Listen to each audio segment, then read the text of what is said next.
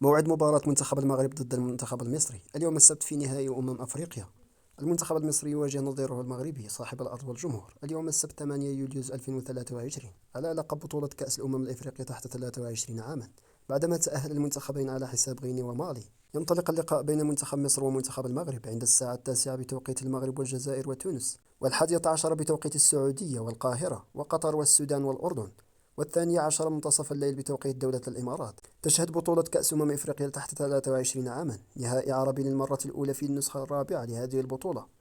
وانطلقت هذه البطولة عام 2011 والتي أقيمت في المغرب، وشهدت تأهل أسود الأطلس للنهائي، ولكن خسر المغاربة ضد الغابون بقيادة أوباميونغ وقتها بنتيجة 2-1.